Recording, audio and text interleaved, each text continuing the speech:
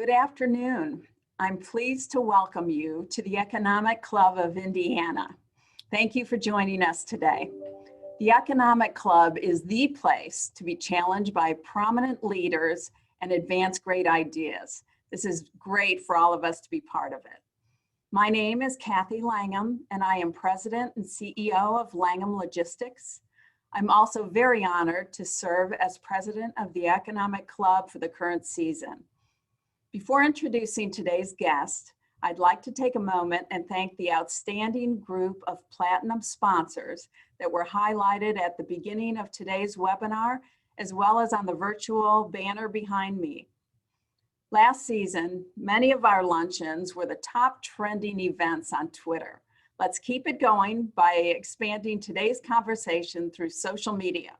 So if you haven't already, get out your phones now and post, tweet, or like us so that all your friends will know that you're involved in the Economic Club of Indiana. The Economic Club Twitter handle is @EconomicClubIN. We're also using the hashtag EconLunch. I'm very pleased to introduce this month's speaker, the 18th President of Indiana University, Dr. Michael McRobbie. President McRobbie is one of the longest serving current presidents of a major American research university, having been president of IU since 2007. As you may have heard, he has announced his intention to retire at the end of June next year after 14 years as president and 24 years in senior positions at IU. Under his leadership, IU has seen a comprehensive academic restructuring of the university, as well as record growth in external research funding, construction, student quality, diversity, and international engagement, and online instruction. Along with all of that, he has led a private fundraising through IU's Bicentennial Campaign, which has now raised well in excess of $3 billion. He holds or has held many senior positions in higher education in the United States and is presently concluding his term as chair of the Association of American Universities. This is an organization that was founded in 1900 and engages the 65 largest research universities in North America. He's also past chair of the Big Ten Athletics Conference and Internet 2.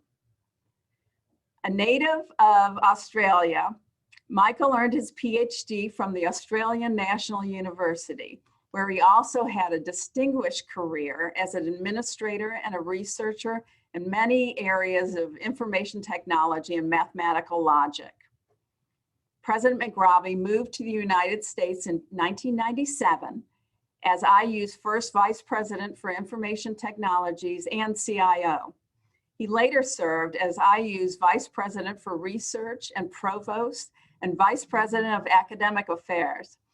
At IU, he is also a professor of computer science and philosophy with numerous publications and books.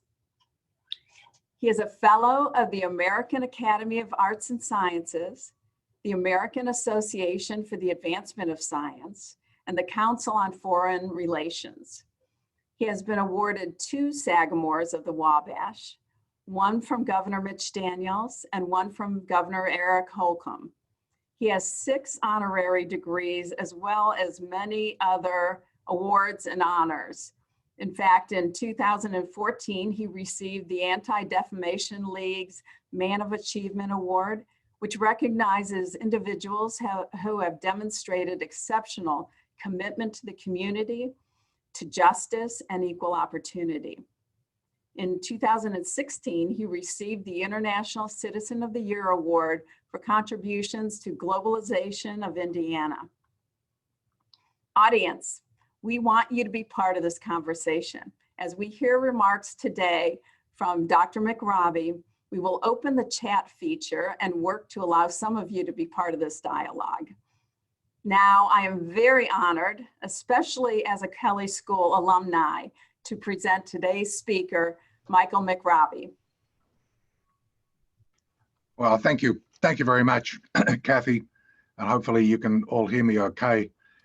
Appreciate the introduction, and I am very pleased to be back to speak to the Economic Club. I spoke to you actually not long after I started as president in 2007, so I'm glad to have this opportunity to speak to you again. I have a presentation I'm going to go through that touches on a number of highlights and areas of interest, hopefully to you, and obviously touching on the economic, or more than touching on the economic impact that the university has on the state.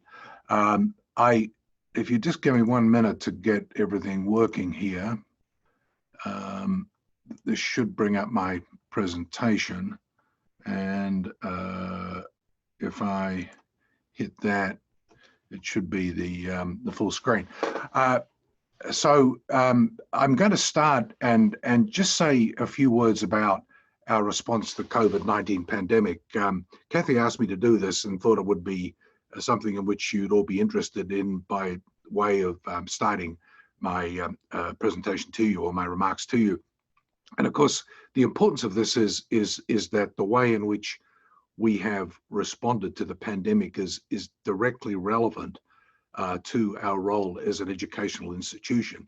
That is, our goal is to, within the complete bounds of safety and public health, to be able to ensure that we can continue the education of the students, the 100,000 odd students who come to Indiana University, that their education can remain on schedule, and that they will be able to graduate on schedule as well. The more that falls behind because of the pandemic, the bigger impact that's going to have on the economy of the state, obviously, and more generally in the country in terms of our contribution to it.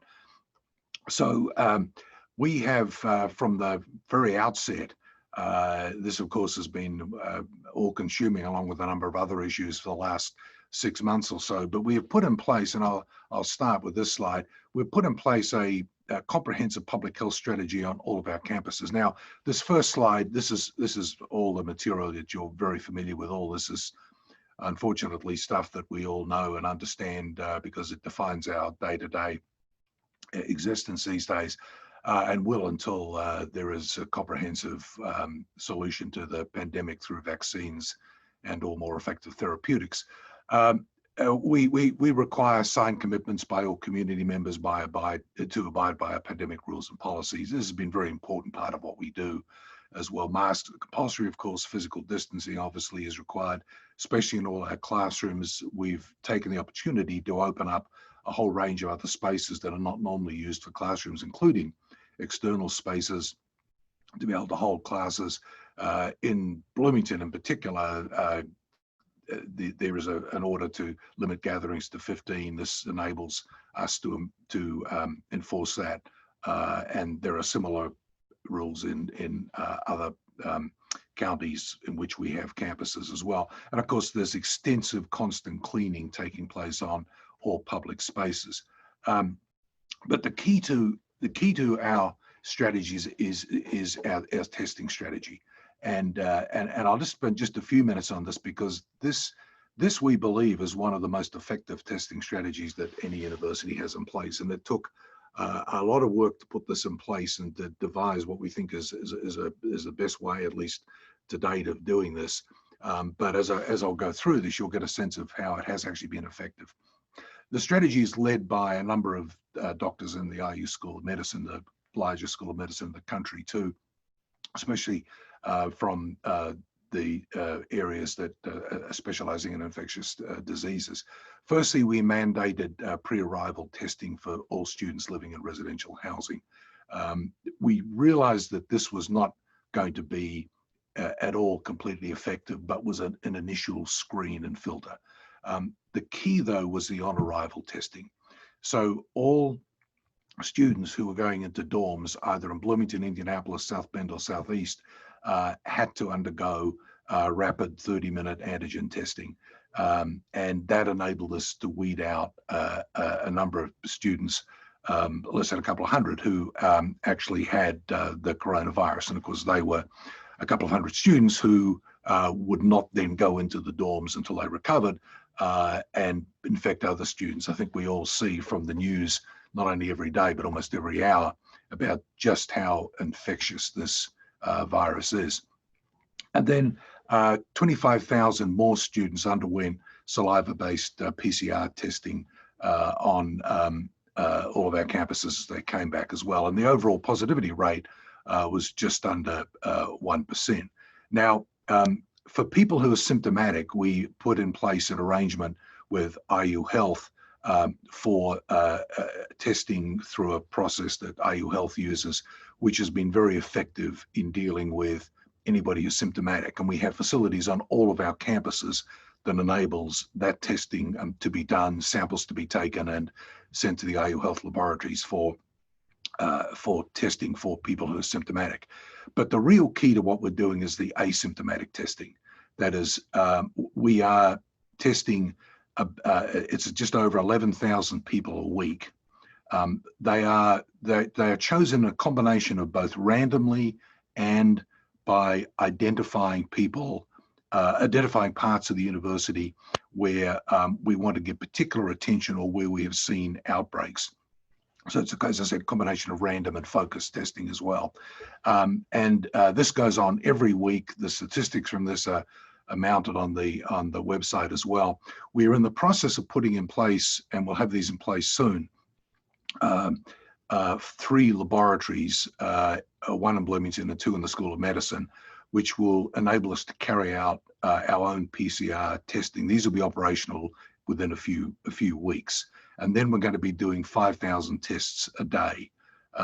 And in fact, we know we can scale it up to considerably more than that, but we're going to start with 5,000 tests a day for people who are asymptomatic. That's going to enable us to greatly expand the amount of testing we're doing and continue the process of mitigating the spread of the coronavirus on our campuses.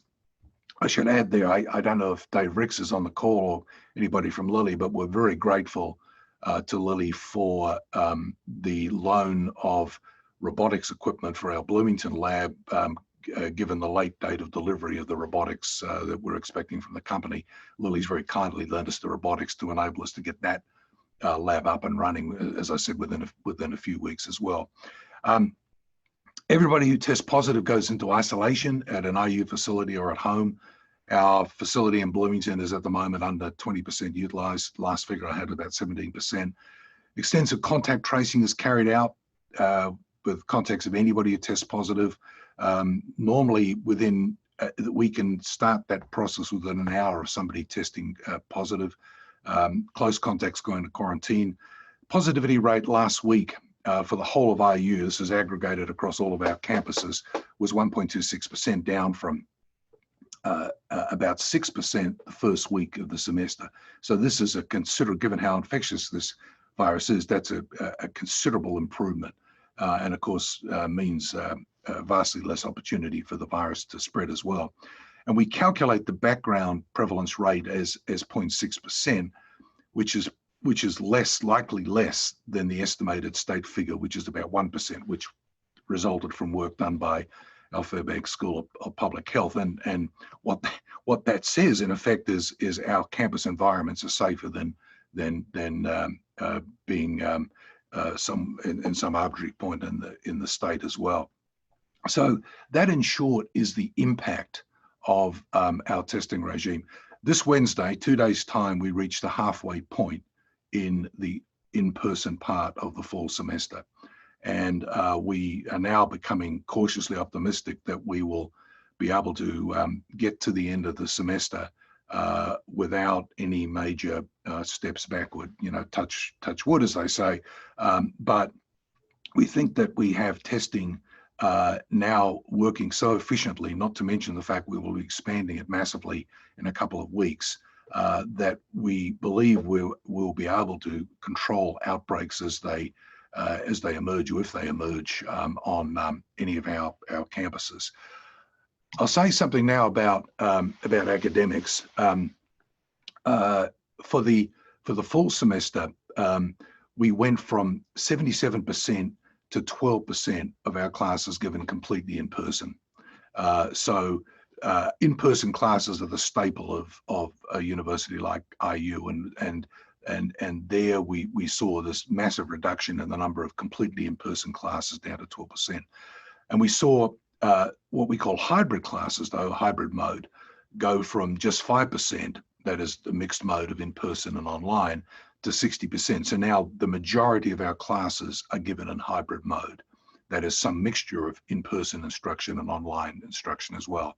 And then 17% of our classes went to 28% of classes now given completely online.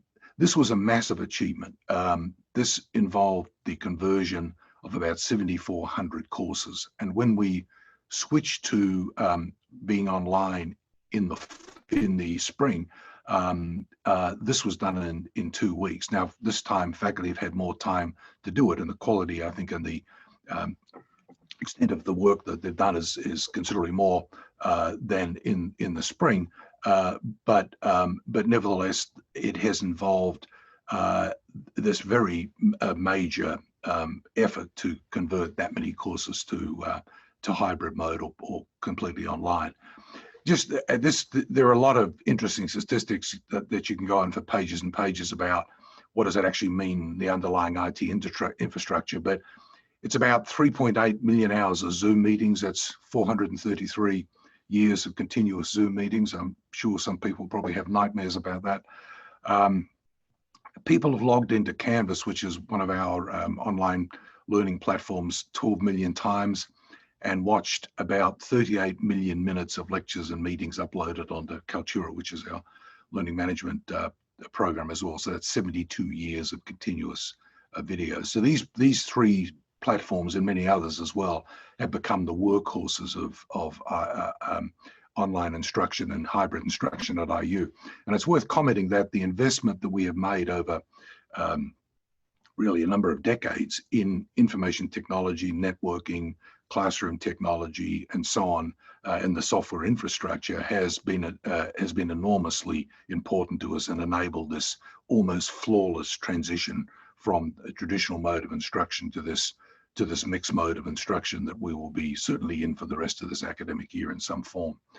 Now, let me get to the student body as well. So, as I said before, a key goal is to enable students to continue their education so that they can progress at the expected rate and graduate at the expected rate. That is vital for them in terms of their employment prospects, vital for the state in terms of the impact that they will have and their the interest that there will be in their the skills they have as well among employers. Enrollment was basically flat, which is the same as 2019. We regard that as being an enormous achievement. In the spring, we were expecting it to drop, and there were apocalyptic projections of 20-25% and so on, which would have been obviously devastating for us as an institution. But due to an enormous amount of hard work, our enrollment was within a couple of hundred of what it was in the last academic year, 2019. We saw the number of international students sadly drop considerably, but we also saw an increase in domestic enrollment as well. We have seen this year, nevertheless, a record number, a new record of minority students. So the total percentage of minority students at IU as a percentage of student population is 28%, which is about 23,000 students. And that's compared to the minority population of Indiana in that demographic of 24% too. And that represents a doubling in less than, well, there's a number missing there, but in less than 15 years too. So that is, we also regard as an enormous achievement that as a university, we now we much better reflect the demographic profile of the state, which seems completely appropriate for a large public university. About 4,000 of our students are pursuing professional education in the health sciences, and our summer session enrollments were actually a record too. So again, somewhat counterintuitively, we found that I guess the reasons were that partly it was to do with educational opportunity, employment opportunities not being available over the summer. So we benefited from that, and the students benefited from that over the summer as well. A little bit more about campus enrollment. We have about 90,000 degree-seeking students. We have about another roughly 20,000 non-degree seeking students doing various other forms of coursework as well. 70% are Indiana residents. As I said, 28% are minority students. About 28,000 are enrolled in health and business programs. And business, I mean more broadly here, to include information technology and related areas as well. 12,000 credit hours. It was almost exactly the same as last year. And we are the largest educator of in-state and minority students. I'll say something about the, following from that, about the academic transformation. Kathy kindly mentioned it in her introduction, and I won't dwell on this, although this is something that I can spend a lot of time on. Obviously, to be completely responsive to student needs, one needs to provide the kinds of courses and degrees that students want.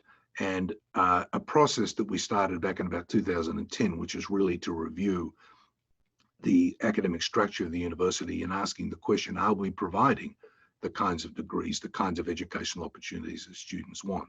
And our conclusion, the conclusion of a committee, a key committee I put together in this area, was that we weren't, and that there were multiple opportunities for academic restructuring. So without going through this in enormous detail, I will comment that somewhat presciently, the first two new schools that we established were the Fairbanks School of Public Health, which, as you know, has played a significant role in addressing the pandemic in Indiana, and then the School of Public Health in Bloomington, which emerged out of the old hyper school there. These are, of course, the only two schools of public health in Indiana, but both have been engaged to a significant degree in various aspects of addressing the pandemic there, and I think in the future they're going to become only but more important to public health in the state. Both are now producing professional public health professionals with accredited degrees in public health. Of course, we established that this audience doesn't need me to introduce who Lee Hamilton and Dick Lugar were. Our trustees approved the naming of the School of Global and International Studies after Lee Hamilton and Dick Lugar, and it was an enormous privilege that Dick was still with us when we named the school, and both he and Lee were able to attend the naming of the school. This school, in fact, I was literally on a call this morning with the Department of Education. We're undergoing a review of our federally funded programs in this area, of which we have the most of any university in the country.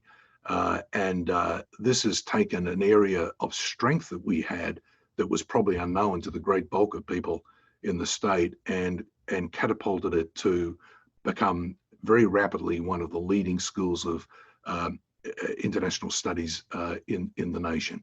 It was a great pleasure to pick up the International Affairs, Foreign Affairs magazine just a few weeks ago, and to see a wonderful advertisement for the Hamilton Lugar School there, prominent among advertisements for some of the other great schools in this area, Johns Hopkins and the Kennedy School and others as well. Lilly Family School of Philanthropy, for which we named after the Lilly family in recognition of the extraordinary generosity of the endowment to the school over a lengthy period of time.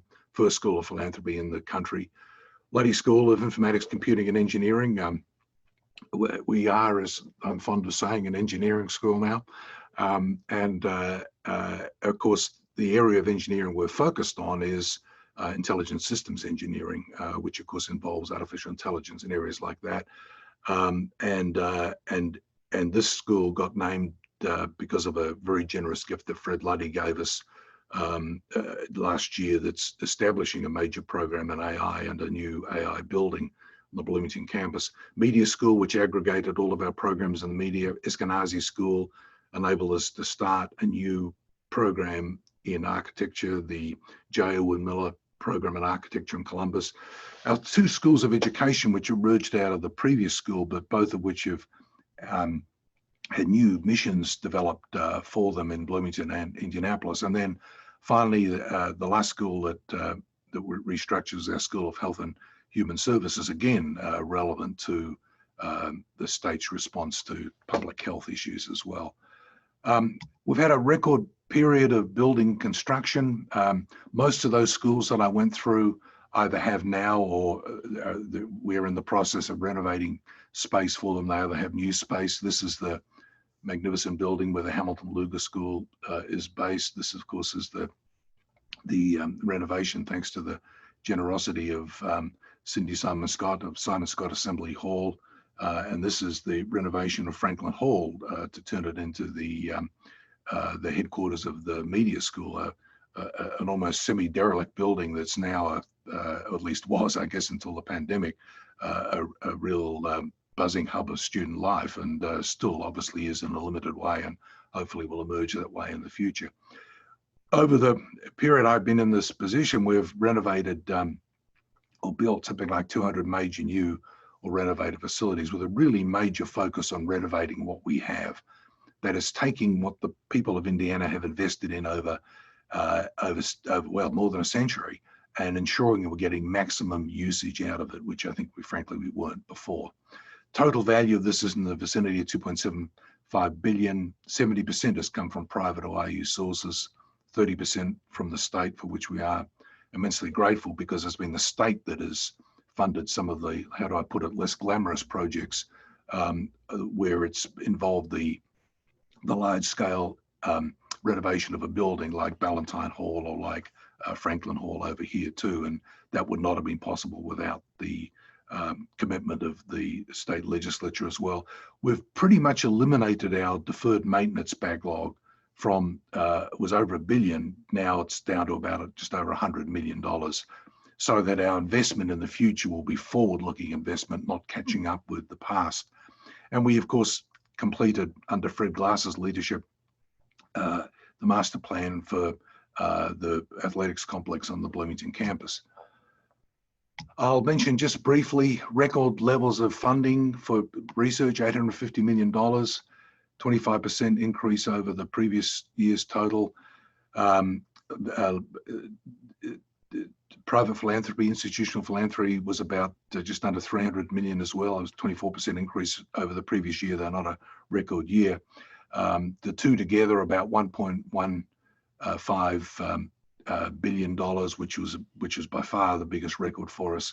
Our Bicentennial Campaign concluded last Wednesday. The final total is in excess of 3.5 billion. And we'll announce the final total this Thursday. I just got the amended number this morning, but I'm not allowed to share it with you. But let us just say it's well in excess of $3.5 billion. And I'll say one thing about that. The numbers are very nice, but the impact of that is in terms of things like scholarships for students and graduate scholarships and fellowships for undergraduate and graduate students. The campaign has funded 5,800 new scholarships and fellowships, which is a 45% increase over the total number of scholarships and fellowships previously funded at the university. And it's funded 235 new endowed chairs and professorships, which is a 50% increase over the total number funded in the previous 190 years of the university's existence. And that's the kind of impact that the generosity of hundreds of thousands of donors is had on the university. We'll obviously be talking at length about this later in the week. I mentioned information technology again, just briefly. We have, and here we've been very grateful for the state support, the support of the Lilly Endowment. We have over the start of when I was the VP for Information Technology, we've established the Global Network Operations Center, which is the premier network operations center in the world for advanced networks, manages multiple national and international networks, and now employs over 130 network engineers and associated technical staff, nearly every one of them funded externally. So it's effectively like a sort of medium-sized startup for us as well. And of course, the Luddy school, Luddy Center for AI and the Luddy School, and this is the new building presently under construction. And then this year on our Bicentennial Day, we announced the acquisition of the Big Red supercomputer, the first AI supercomputer in the state, and at the time the most powerful in the AI supercomputing university in the country. Life and Health Sciences. Indiana University has the largest collection of schools in the health sciences in the state by far. Obviously, the largest school of medicine in the country, dentistry, nursing, optometry, social work, 2 schools of public health, and then the School of Health and Human Sciences. All of these are coordinated under the University Clinical Affairs Office, which is headed by the actually Executive Vice President of the University Clinical Affairs, who is Dean J. Hess of the School of Medicine. So we have, over recent years, brought all of the health sciences schools to work together in the University Clinical Affairs Office and so on. And Dean Hess, or Executive Vice President Hess, serves as the key liaison for clinical activities of the university with IU Health, on which board he sits along with myself and Chairman of our board, Mike Miro, I think is on the call as well. School of Medicine, as I said, largest in the nation, main campus in Indianapolis, various areas of working in various areas of COVID-19 research. Of that big total I put up last year, 549 million came from the School of Medicine. So the majority came from the School of Medicine. And the school operates 8 regional medical education centers, including the second largest, which is in Bloomington. And these are the other schools that are at various sites around the state. I want to say just a word about our partnership with IU Health. I know that Dennis Murphy, the CEO and president of IU Health, is on the call, I believe, and as is Zira Barker, one of the board members as well. This is absolutely essential to both our organizations. It's essential to the School of Medicine and our other health sciences schools, because it provides the clinical environment in which the research of the school can actually be trialed and tested in real world environments as well.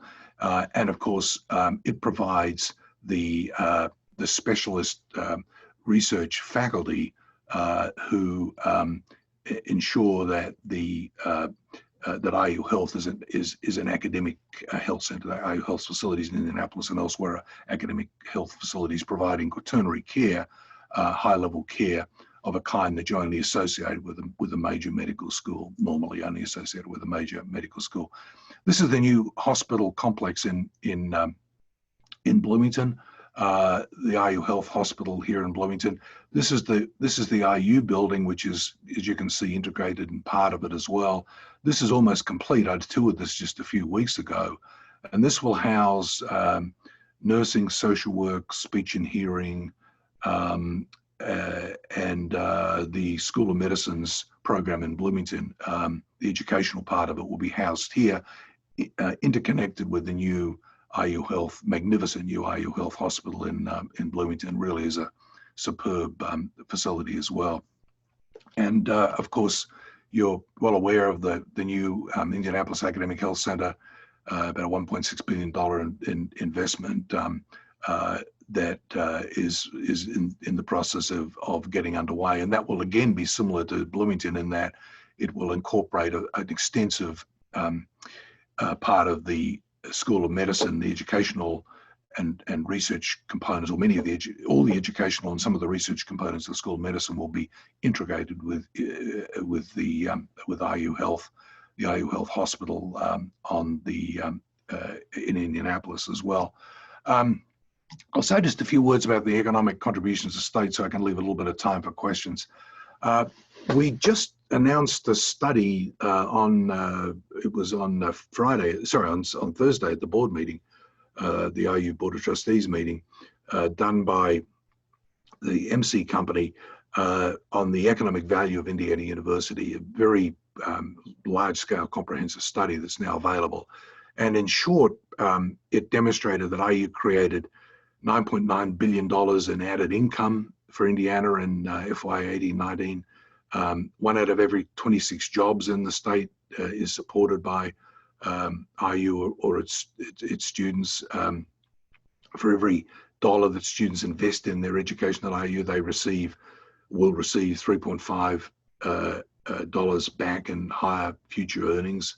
And then since 2007, we've had nearly 1,500 patents issued, 92 startups launched, getting close to 100 million in revenue and over 500 licenses executed. I won't go into this in detail. There were some very interesting components of the study that MC did. One unexpected number there, I guess, that one doesn't normally focus on quite so much, is the impact of visitors. This is people coming for sporting events, cultural events, or for other activities associated with our campuses around the state. And of course, the student spending impact too, from students when they are resident here as well. So all of this is in detail in MC. As I said, 9.9 billion total impact and 151,000 jobs supported. I should also comment in terms of jobs that at IU, we employ full-time or part-time over 40,000 people. And IU Health, our close partner, employs about 35,000 people. Put the two together and you've got about 75,000 people that we employ between us. And that makes us by far the biggest, by far the biggest employer in the state. So in terms of the impact that we both have as combined entities too, you can get a sense when you see these numbers and numbers like that, just how massive the impact is of Indiana University around the state. So with that, Kathy, I'm happy to take any questions that people might have. Thank you so much. That was that just bowled me over. I did a lot of research to get ready for this meeting today, but what IU and you have accomplished is incredible, absolutely incredible. Thank you on behalf of the state, and as a IU fan, thank you so much for everything you've done. It's just incredible. Thank you, Kathy. I'm going to dive into a couple of questions here. So, you talked a lot about health and life sciences, and I know we got a chat question here that I thought would be interesting for everyone to understand more about. So with all these fantastic statistics around health and life sciences and all the accomplishments IU has, we still have problems as a state in overall public health and higher education attainment. And so what kind of things should IU be doing, or should the state be doing, should we all be doing concerning health, education, and economic vitality in the future? I think a key thing is that, and here I think the governor needs no persuading, because I've heard him say that he, as he puts it, gets it. Until we established the two schools of public health, the Fairbanks School in Indianapolis and the school in Bloomington, there were no schools of public health in the state. So there was no schools producing public health employees. At the same time, in terms of investment in public health, Indiana ranks number 47 in the country, which I think you just have to see that as being linked to the fact that in terms of the general health of the population, we rank number 41. I mean, states that invest in public health on the whole have better public health outcomes. And I think it's fair to say that the state is underinvested in public health, and that has just been brought home abundantly clearly by the pandemic. And I think it's essential that the state expand its investment. Now, we're doing our part through the two schools. They've both been very popular. We expect to see them continue to expand and so on. But more needs to be done. There are a lot of things that I think we've had to do ourselves that probably could have been done differently with a more robust infrastructure in in the state. So that's one. The second is, I think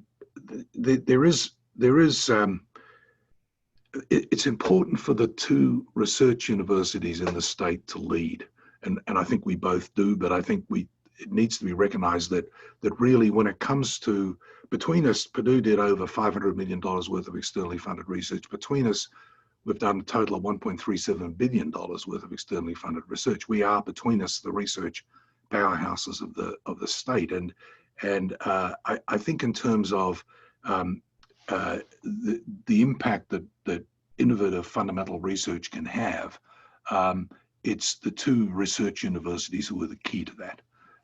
And I know we both contribute significantly there, but I think it's important that we be recognized as being the key engines to drive things forward in that area. Yes, thank you. I appreciate that. Could you speak for a couple of minutes about the school's philosophy around commitment to diversity, equity, and inclusion? I think a key part of what we've tried to do, and we started this, it would have been about 2010. We were looking at what was the right way to think about the diversity of the institution. We wanted to improve it, and what we decided was that really, as a university, we should, within a few percent or so, we should reflect the state. It's different if you're a small public university. You may have different, a small private university, you may have different priorities, but as a large public university, we should reflect the full diversity of the population of the state. So that's when we looked at, well, how can we increase the number of minority students at the university so they more closely approximate the level of the state? Well, now we've exceeded that number with 28% versus 24% in that demographic. So I think there are ongoing issues there we need to address. The completion rate is lower among minority students. We need to address that, but the fundamental numbers have improved enormously. The challenge for us is diversifying the faculty more, and for a variety of reasons I could go into some other time maybe, but it's not. But for a variety of reasons, that is a challenge for many universities in the country, especially those who aren't in major cities. But we have seen on the Bloomington campus, and I believe on other campuses as well, we've seen a major increase in the number of minority faculty this year in the university, because we want the faculty to look more like the state than what they do at the moment. Things have improved, but they're not where we want them to be. Great. Well, thank you for that. One last quick question that came up in chat. So the Greek system had a few COVID cases at the beginning of the year. Is all that fixed now? Well, I want to make it absolutely clear that there was in some quarters, people thought that the Greek system was being demonized. I mean, nothing could be further from the truth. The key thing about the Greek system was that the style of living, close congregate living with shared facilities, is not ideal if you're trying to mitigate the spread of the coronavirus. And we did tell the Greek houses that we were concerned about the spread of the coronavirus once the semester started, and the importance of taking steps to mitigate it. And unfortunately, it just spread. You cannot blame anybody. You cannot blame them for this. This is unfortunately just a byproduct of the type of environment that the Greek houses have. A variety of actions have been taken, and in terms of quarantining and isolating, those numbers have fallen considerably. Fallen way down there, and hopefully we've seen that matter improve, and we can look forward now. Well, even the statistic you quoted about the drop in positivity from 6% to 1.26%. Right. Demonstrates a lot of leadership and a lot of rigor around doing the right thing by the students and the leadership there. Right. So And I have to praise the students, Kathy, I must say. I mean, people were concerned and made disparaging comments about students, and there have been some egregious examples, but I think the overwhelming bulk of students have taken this very seriously and very responsibly. Well, great. Thank you so much, Michael, for taking the time to speak with us today. We very much appreciate your leadership. Today's presentation will be available online at economicclubofindiana.com. Please join us next month on Monday, November 9th, to hear from President and CEO of Freedom House, Mr. Michael Abramowitz. Please be sure and register for this event. Information about the season's presenters can be found at economicclubofindiana.com, and have a wonderful afternoon. Thank you.